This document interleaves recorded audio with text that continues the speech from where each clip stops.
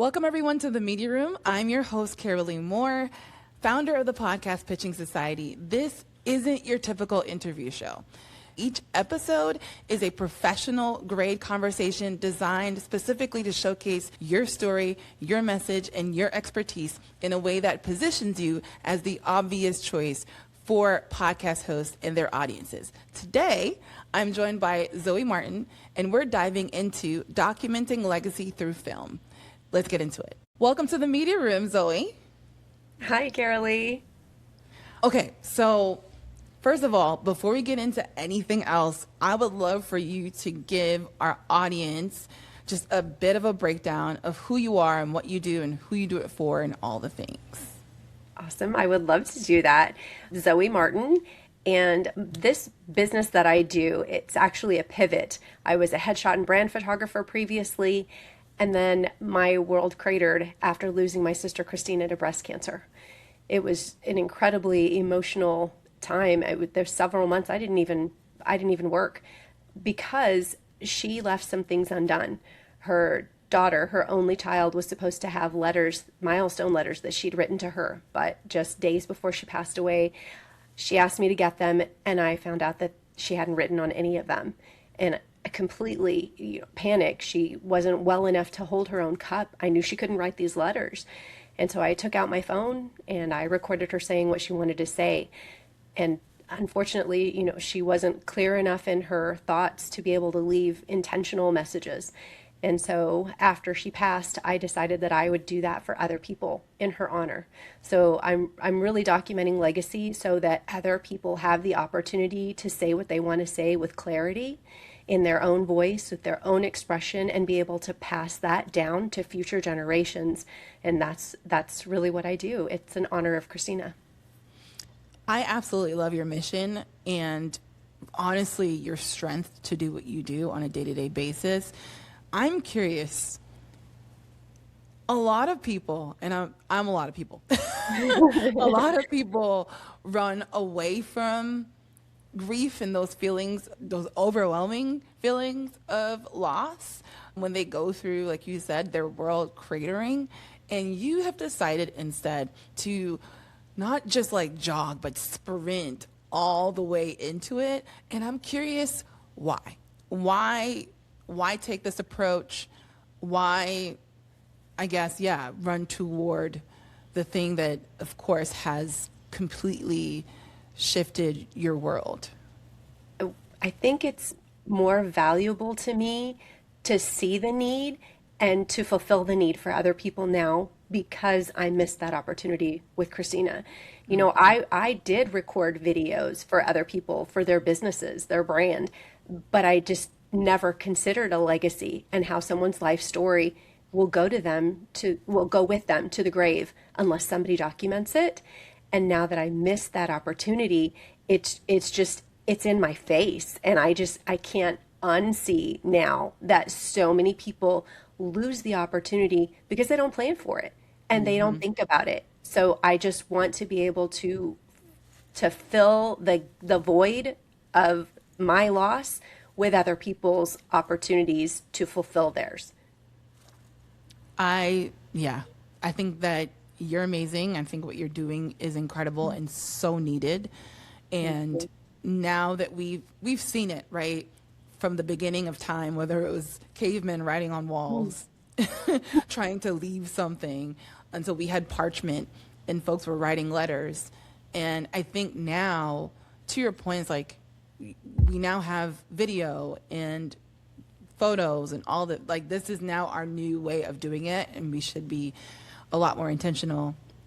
And so I'm also curious about, like, why choose the specific people that you work with right now. And so we're going to get into that a little bit more.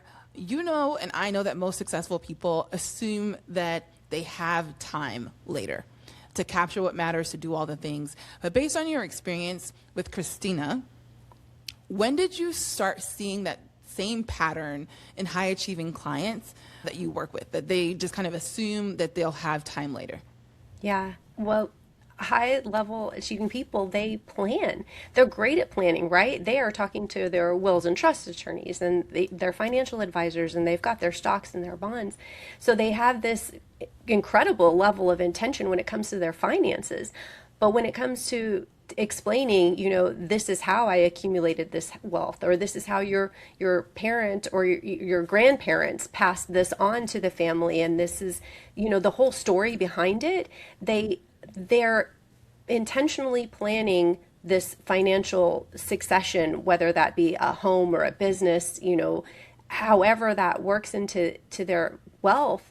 But then the legacy, the actual meaning behind it, goes to the grave with them when they've not documented it because they didn't plan for it. Inevitably, we have a timestamp and no one knows when that is. And so if we don't make time for it, that story is gone. Yeah. So you actually make a great point and leads me to my second question around this.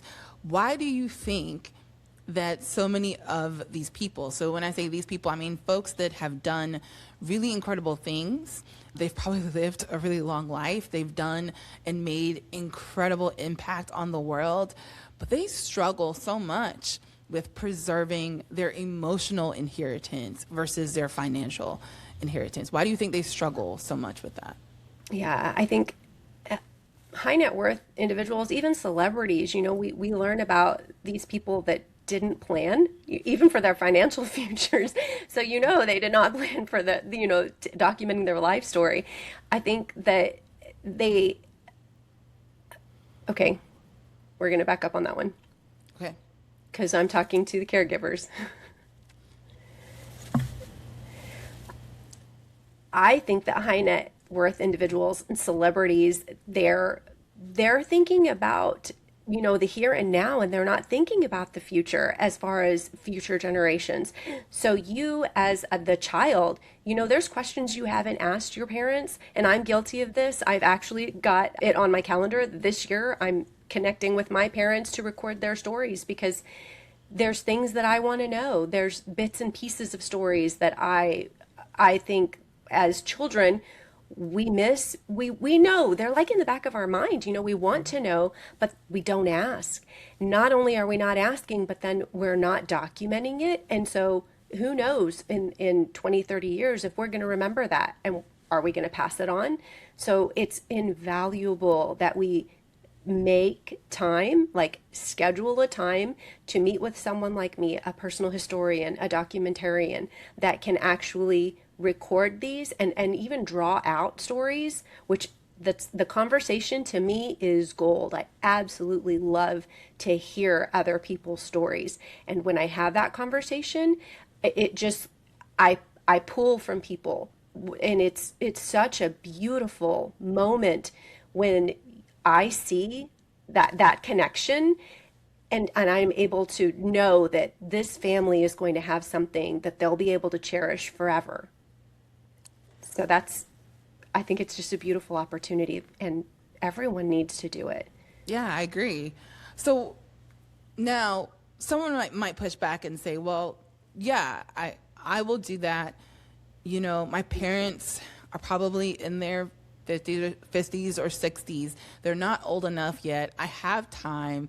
I'm not really thinking about that. What is your response in saying, hey, this is what you're actually costing yourself? Like, what is the thing that, and this is how I'm going to edit this. What is the real cost of waiting? If you had to really boil it down to the meat and potatoes of, hey, not doing this sooner than later is going to cost you. What is, in your opinion, not just the emotional costs, right? But what is the real cost in terms of what's lost forever for some of these folks that are waiting to do this? That's such a great question because I hear this all the time. I wish that I knew more about my parents or my grandparents, or I wish that I had asked these questions. I want to know. And then that's honestly, the regret is so heavy even for me, there's things that my niece, I would love to tell my niece, but I don't know the answers to the questions. And what the reality is that like 90% of families lose their history within 3 generations. I undoubtedly, I personally have one side of my family, I don't even know past the second generation. We have no history. And I think when people take that into consideration, think about your grandchildren or your great grandchildren not really knowing your story. And then the story that they know is what somebody else has told them. How reliant are you that somebody else is going to be able to tell your story the way that you want it to be told? And that's why it's so needful for people to tell it in their own words and have that expression, that to come across with the emotion, the thought, the intention of leaving something tangible, a tangible legacy, not just money for someone in your family to inherit down the road. I think what I'm hearing from you, and I think is really important for us to remember, is like the real cost here is your voice, or your grandparents or your parents' voice gone. One of the things that I mean, almost had a panic attack over was recordings of my dad on voicemail. Like I thought I lost all those voicemails. And I almost had a panic. And it's just like, hey, I'm called because my dad left really random voice messages, and they're always 5 seconds short. But those 5 seconds, I'm hearing his voice. And I can share his voice, his literal voice, with my children. And who knows, like down and down and down. And imagine if he was able to tell his whole entire story in his own voice, and I can play that with my grandchildren. That's amazing. And I think what you're saying is essentially, instead of allowing for time to erase the voices of our, ancestors and people who have come before us, people that we love and we know have lived a life, like a lot of folks that have gone through living in the 40s, 50s, 60s, 70s. Like, think about life and how incredibly different the 1940s and 50s was to 2025 and 2026. Yeah. And all of those stories and all of that being kind of lost, it's really important to like remember all of those stories. I think it's really, really awesome what you're doing.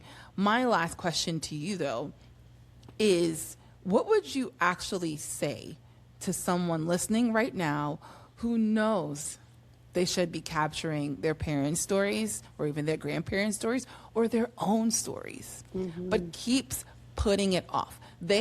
You're not convincing them that this is important. They know it's important, but they keep putting it off because of kids, right? Responsibilities at work, all kinds of other things. They're putting it off. What do you say to those people right now? First of all, I want to acknowledge that you've shared a little bit about losing your father, and I didn't want to bring it up because I didn't know if you wanted to go there. So I think it's incredible that you have those voice messages. So that's wonderful for you. And 100% people who are like, oh yeah, I'll get to it someday. When someday isn't a possibility, that regret, I cannot tell you the weight it carries, because this conversation is going to replay in your mind as you're planning for the services, as you're preparing for the services, when you're sitting in the memorial service or the celebration of life, and after every time you maybe have a voicemail that you had left and that's all you have. When that's all you have, it's going to haunt you for the rest of your life. It haunts me daily. This little bracelet that I wear, it's a breast cancer charm. This is my sister's bracelet. I wear it every single day, and it's a reminder to me every single day of how important this service is. It's not about me. And it's not about Christina, it's about you and it's about your future generations. And that's one of the reasons I don't just give digital files when I do portraits. You know, there's a whole other arm to my business. Everything related around portrait and video, I want to securely store that. And so I do that.